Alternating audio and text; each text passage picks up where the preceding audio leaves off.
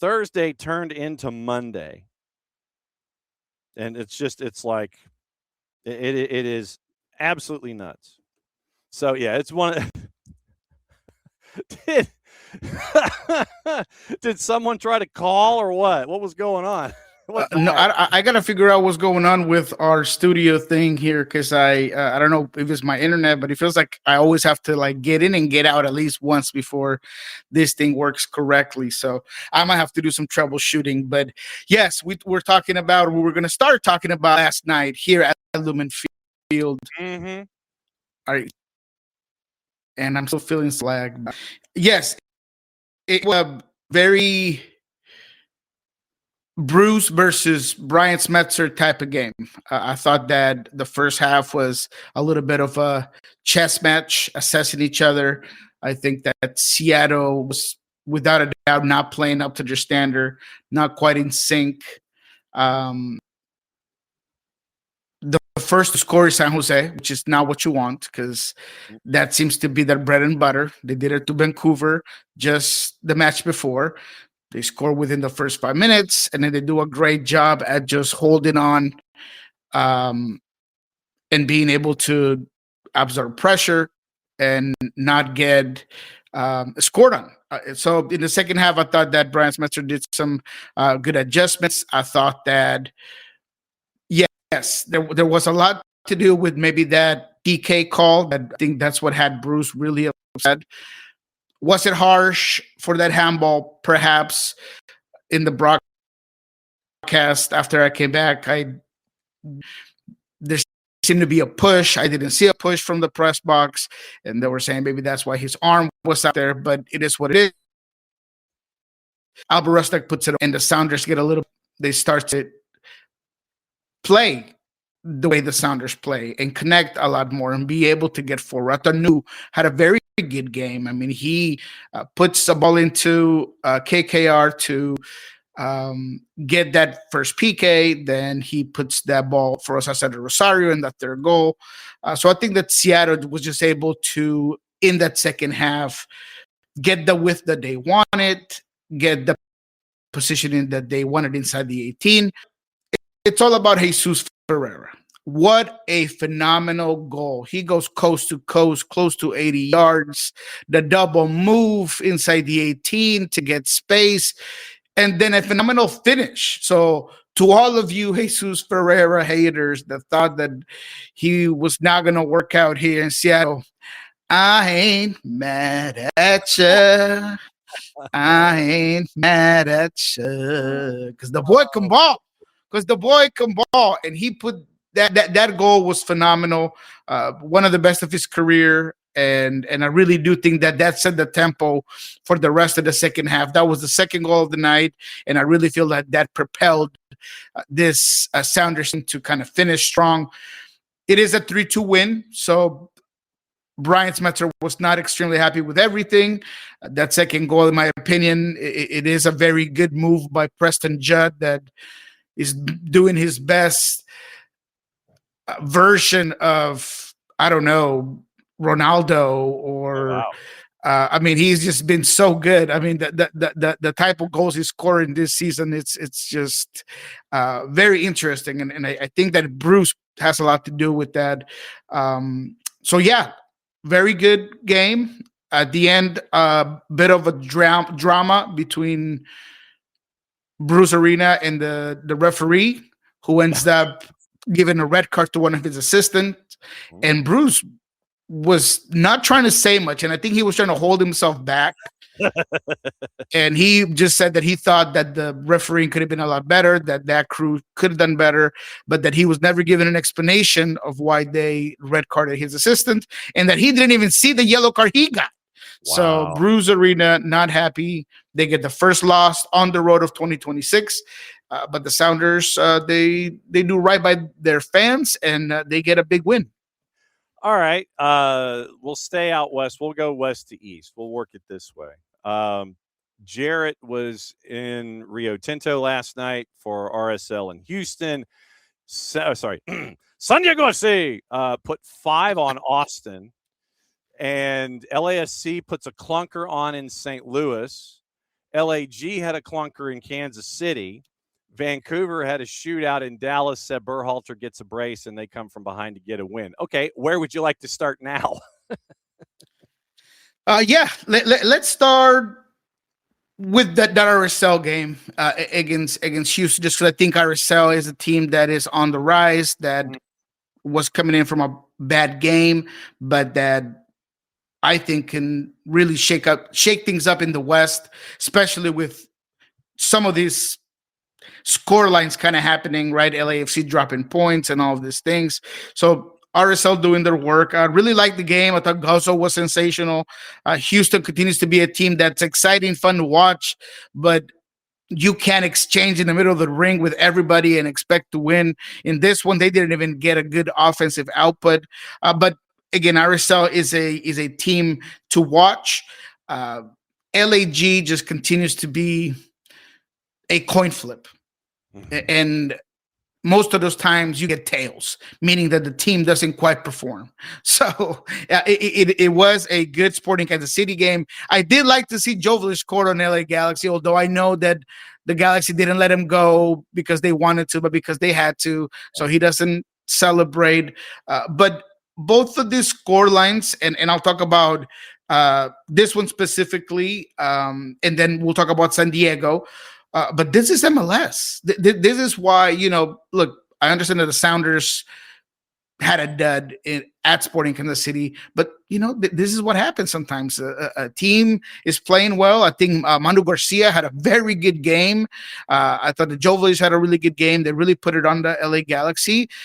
So, that draw maybe doesn't look as bad today as it did that time. And then San Diego. I mean, we both know, John, SDH family, that San Diego team had been underperforming for at least their offensive output and offensive power.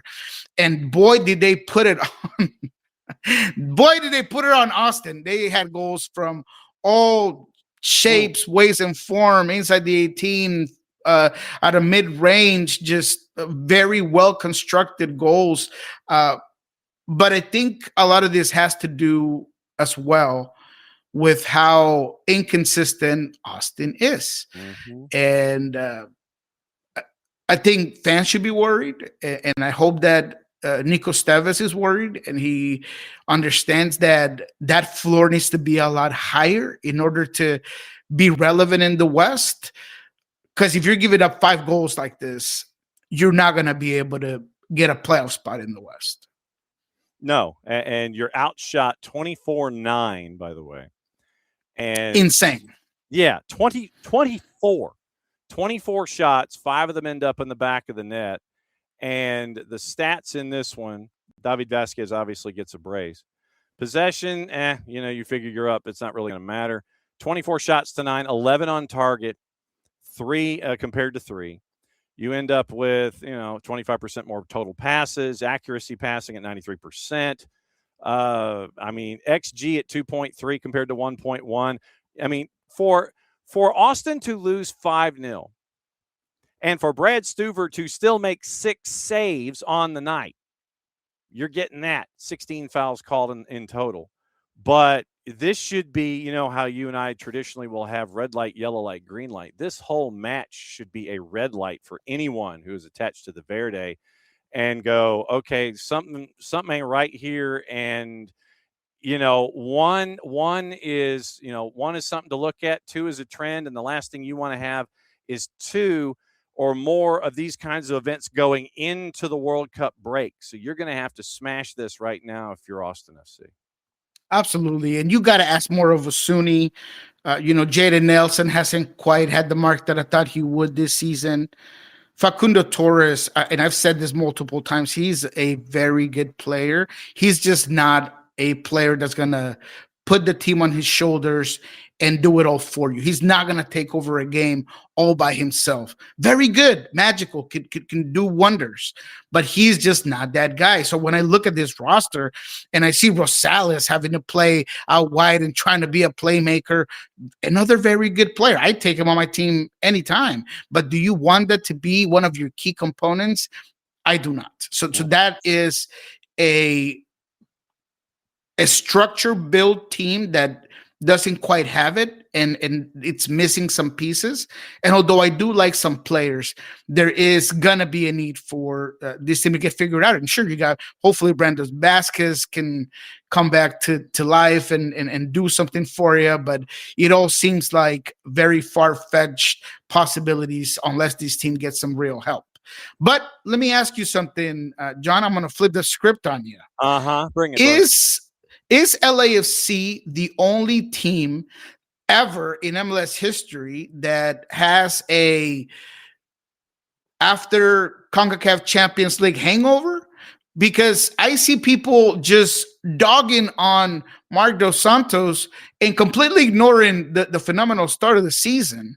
And look, I know that LAFC has high standards, and I'm not saying that everything's perfect. And the loss against St. Louis is bad, and the one before that was even worse.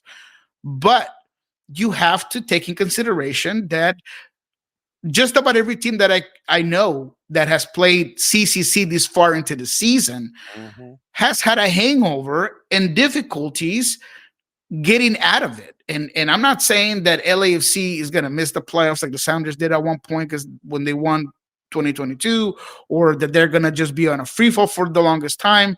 But I tell people to just calm down. It is not over just yet. Let this man try to get this team off this funk. But I just want to highlight that it is normal for an MLS team to be exhausted and to be impacted by having to deal with CCC in the beginning or the first part of their season. Denny Bawanga, if I remember correctly, sat out. He wasn't even in the 18. And you're looking for, I mean, you're trying to navigate a World Cup with the players that are going to get calls. You're coming out of the Triple C. You're coming into this little section of MLS Cup and or Open Cup if you're attached to that. Then you're heading into the World Cup. John Thorrington wants to be Batman on top of the big observation deck at BMO. It's like, look, it's just but no, I mean, fans, are never wired that way. But I think that, if you look at LAFC for a second, when they come back from the World Cup, I would imagine that it might take another couple of matches for them to get the engine turned over because you're coming out of the World Cup. But then I think you'll be fine for the duration. And I think what you may be seeing these days in Major League Soccer with these teams that have multiple responsibilities, they want to come out and they want to get the sprint going. They want to rack up a lot of points. They want to get a lot of wins out of the block so they got a lot of points, and that margin for error for weeks like this where you've got schedule compression and you're heading into other competitions and you're having to juggle these kinds of things. So I would ask folks going forward, your favorite team is really good. They're dealing with a lot of stuff on the field, different competitions, what have you. Check and see what their sprint is at the beginning of the year. Do they rack up a lot of points, and then do they kind of dial it back a little bit? Do they go back into second gear and navigate traffic? Are they okay going up the hill on the two-lane freeway, going up and taking a look at the Boeing plant as you're trying to make that big bank into downtown Seattle? Are you okay in the right-hand lane? Yeah, because you're going to have some nutcases in the left-hand lane that think that they've got to get to their business meeting before you do. It's okay to be in the right-hand lane a couple of times during the season. You're still going to get to your destination. You're still going to get there, but you rack up stuff at the beginning. You get out of the house. You get a great start. You get all the green lights. You get on the freeway. You know there's going to be some traffic. It's okay to be in the right-hand lane a little bit. Absolutely, man. I mean, wonderfully put. If there's anything that I learned from Brian Spencer, who we all know is one of the best coaches in MLS history, is that there's ebbs and flows to a season, and you have to be ready to deal with those. And even now, with the Sounders being undefeated at home since last summer, Brian always talks about, look, I love the stat that we're undefeated at home, but I'm waiting for the shoe to drop. And that happens, right? I mean, it will be over, and certain streaks are over. And a team like LAFC that started as great as they did their job early to get the points. So when things like this happen, is not going to cost you a playoff spot. It's not going to cost you in the standings. Do they need to be better? Yes. I'm going to put it on the players as well, though. Look, the salaries came out, and Son makes way too much money for you not to be more influential, for you not to do more, to carry your team. And I'm not putting it all on him, because I do think that the problem with this team is the midfield, and Tillman has gone from bad to worse almost, and in just unable to really generate more and distribute and be good on the ball.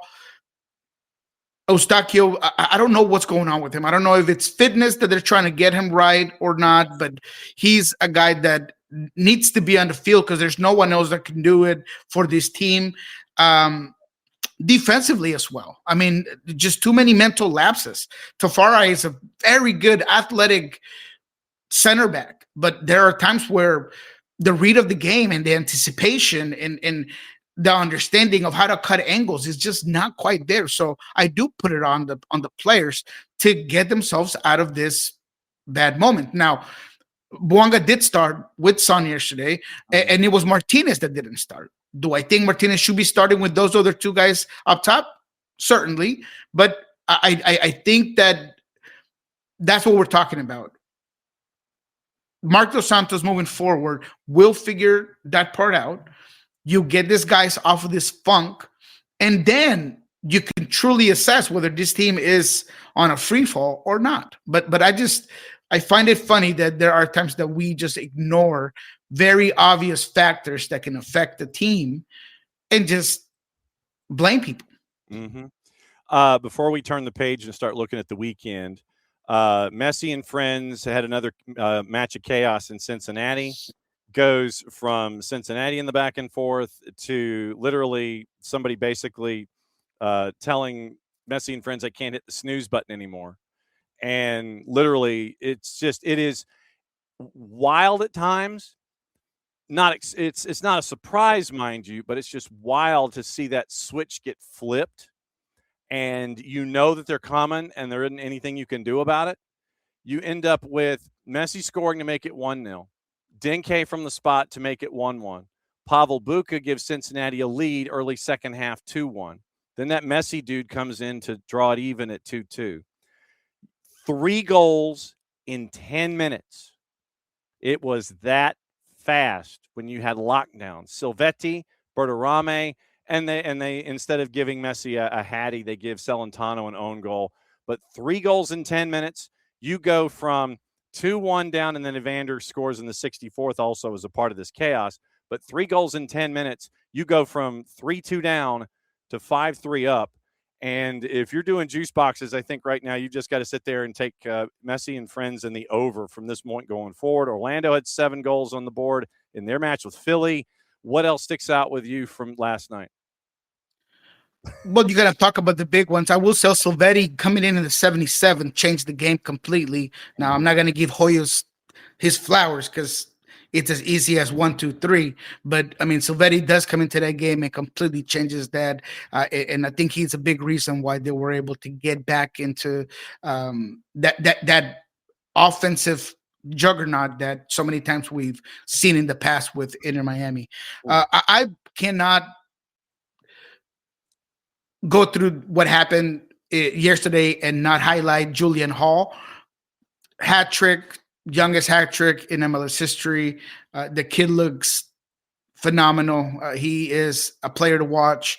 I'm excited to see his progress. So that was a big one for me. James Rodriguez, goodbye, sir. It was a pleasure knowing you. Mm-hmm. No more in MLS. Minnesota drops points. They wanted to fight the staff. It was just craziness for Minnesota. But they're a team that's also on free fall watch for me. I don't see and it's early. I'm not going to be inconsistent with my take. It's early for this coach, but I don't see the concepts. I don't see the principles of play, and they tend to really rely on just moments for certain guys in order to get results. Mm-hmm. And that's not what I'm used to seeing from Minnesota. But other than that, it was a great Vancouver-Dallas game. Vancouver continues to put their mark. Peter Musa continues to be in the Golden Boot race. Certainly going to be one of those MLS All-Stars that we love so much. But Vancouver continues to just prove that they are a different type. They are them. I am him, right? That's who they are. They go into a game knowing that they're going to be able to inflict their tempo and win games. And that was a really fun game to watch. I got a couple here for the weekend.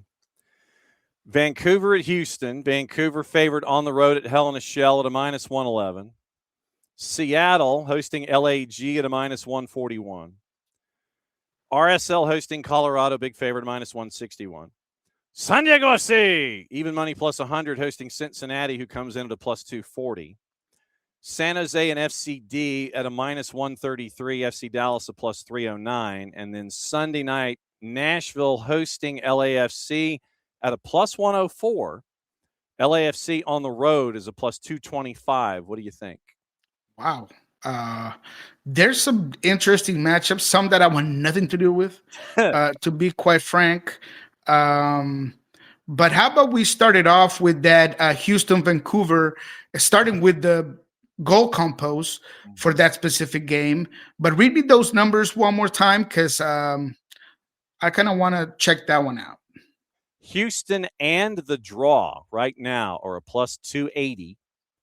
Vancouver on the road favored at a minus 111.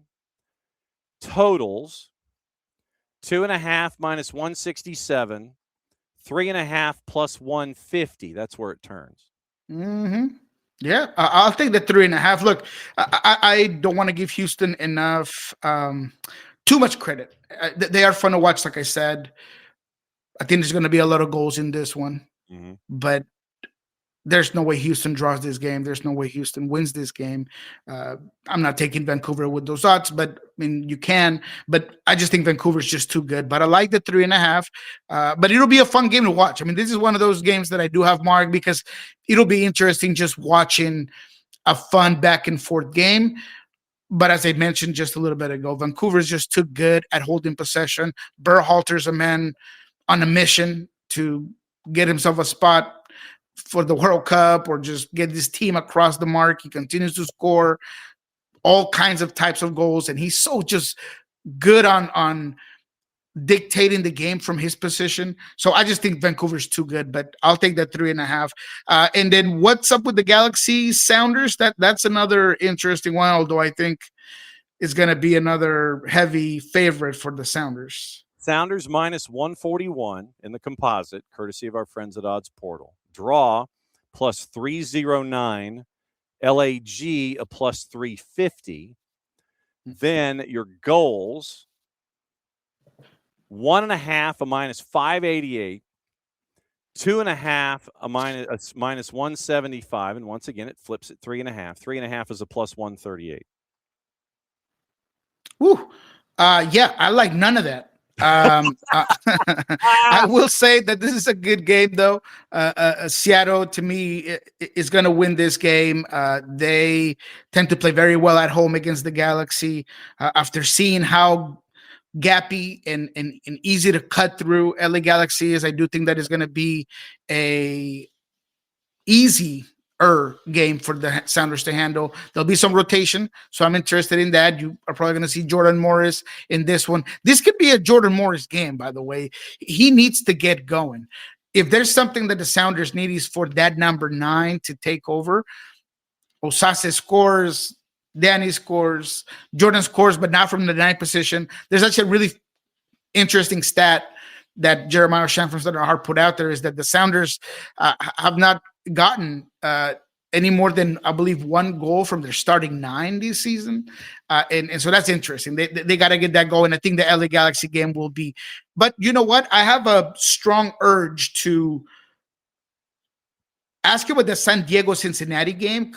I don't know why. It just kind of caught my eye. At first, I didn't like the numbers, but now I'm kind of looking at it, and maybe San Diego could pull off an upset there.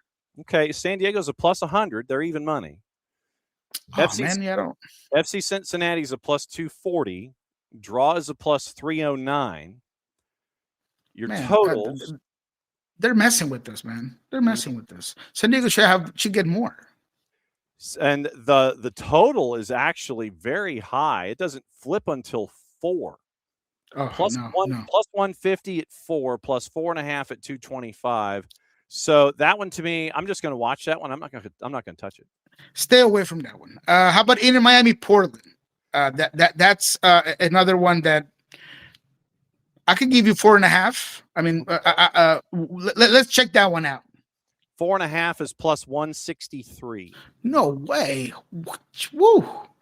Okay. Yeah, and there's nothing on the man. There's some difficult games this time around, but that's going to be an interesting one. Look, Inter Miami, as you mentioned, they continue to impose their will. They're trying to figure it out.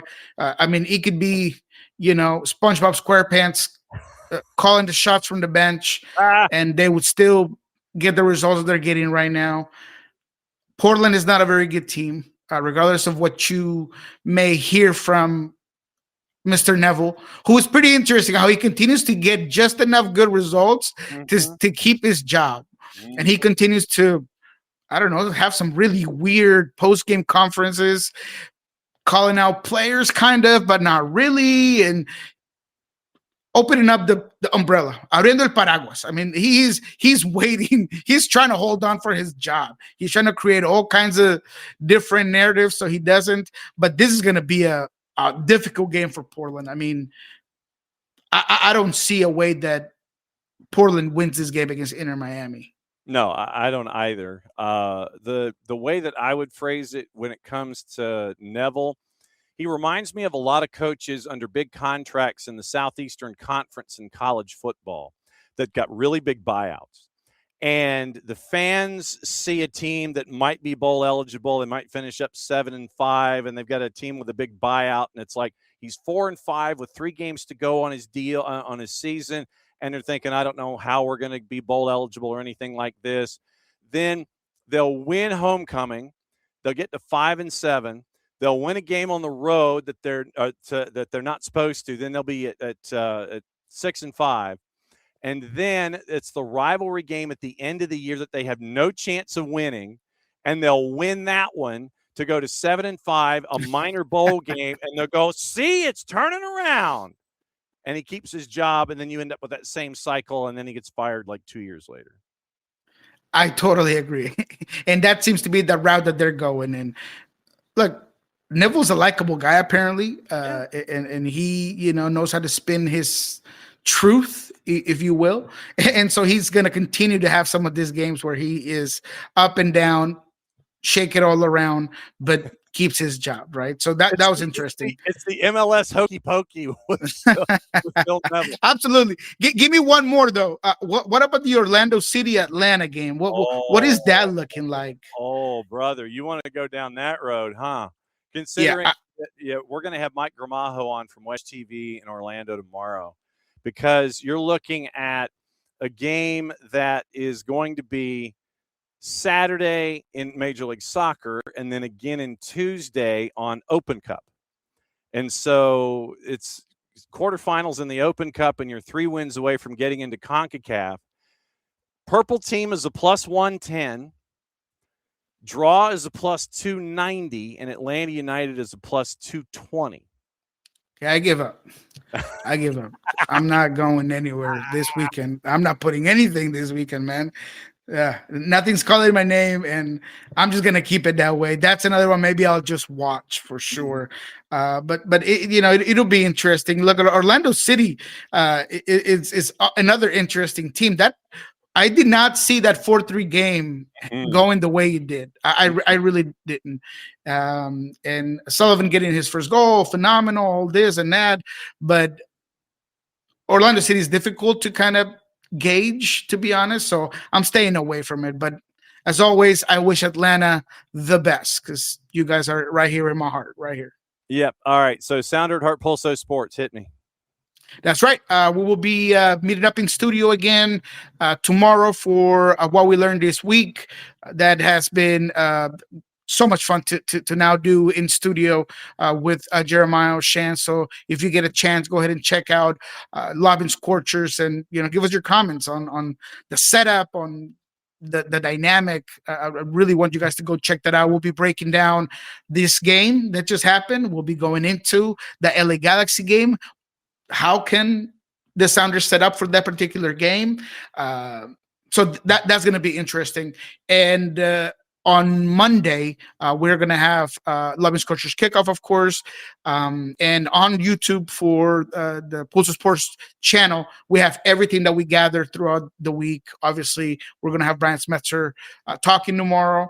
We have all of the Bruce Arena press conference was really fun. So check that out. That's on Pulso Sports already up. So if you want to check that out, it's interesting. Also, Nick Fernandez scored his first goal with San Jose. We got to talk to him. That's also on Pulso Sports. So go ahead and check all of it out, man.